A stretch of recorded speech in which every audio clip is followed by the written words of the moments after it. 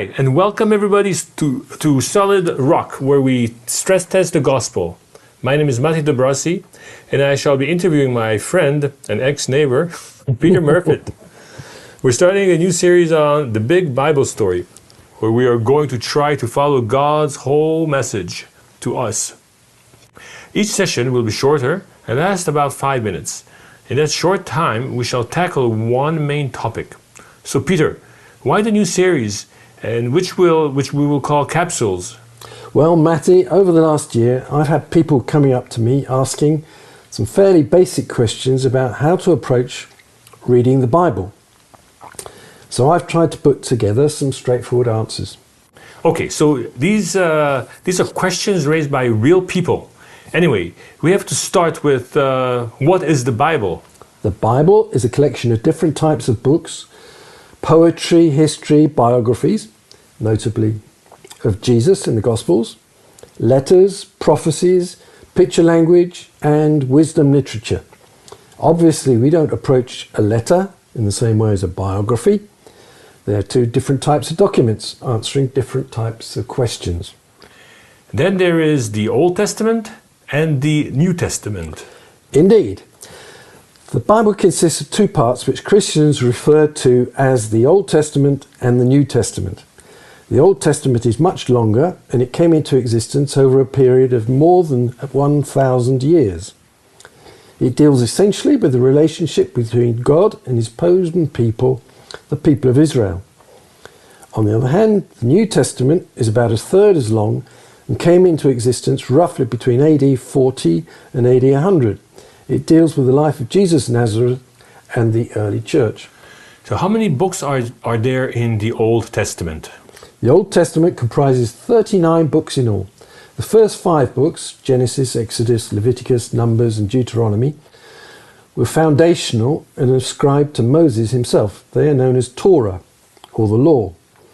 The next collection of books, known as the Prophets, includes some of the historical books, 1 and 2 Samuel, 1 and 2 Kings, as well as the books of the major prophets, Isaiah, Jeremiah, Ezekiel, and minor prophets such as Hosea, etc.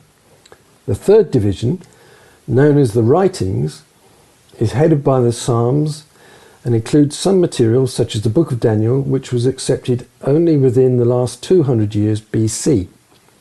Even around the time of Jesus, some were still debating whether Esther or the Song of Solomon should be included, but in the end they were. These 39 books became the official list of the sacred books of the Jewish people. The Greek word for an official list is canon, which means rule or measuring rod. All right. Now, how many books are there in the New Testament? There are 27 in the New Testament canon: the 4 Gospels, Matthew, Mark, Luke and John, the Acts of the Apostles, 13 letters from Paul, 2 from Peter, 3 from John, who also wrote Revelation. I noticed you used the word canon again. How did the early Christians decide what was authoritative and reliably to put in the canon? There was continuing debate in the early church on this subject, but by the time of Irenaeus in AD 180, the criteria for discriminating between scripture and the rest were clear. The first was apollicity, that's links to an apostle, and the second, usage, whether the book was widely read or used in worship. And the list of books making up the canon was almost finalized by the time of Irenaeus.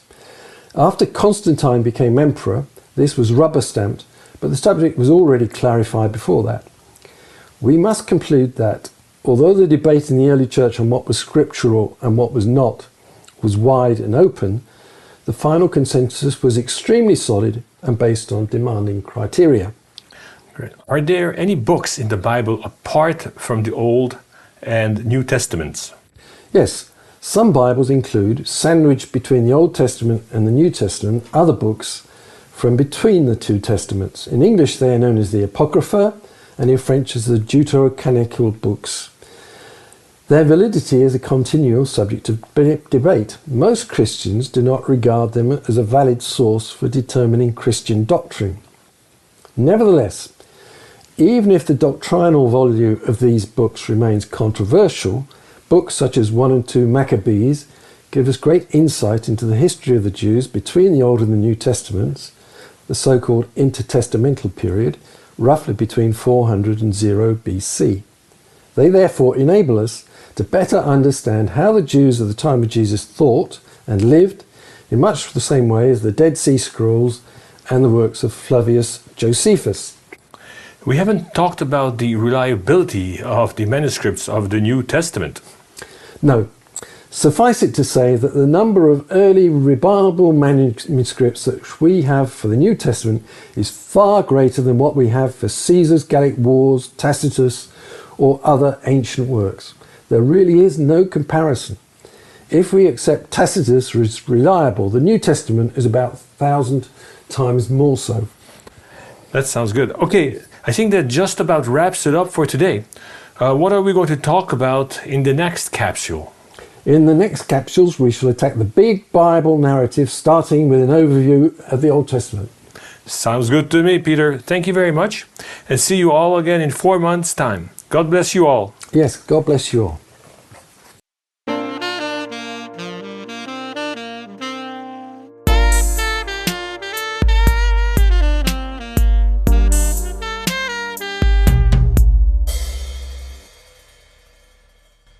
Thanks for listening. The podcast Solid Rock was prepared by Peter Murphy and Mate de Brossi. Timothy Bannock helped us with the technical aspects. The music you heard at the beginning and at the end was composed by Benjamin de Brossi. We thank Benjamin, and we're using the music with his permission. Thanks again for joining us, and please join us again for our next podcasts.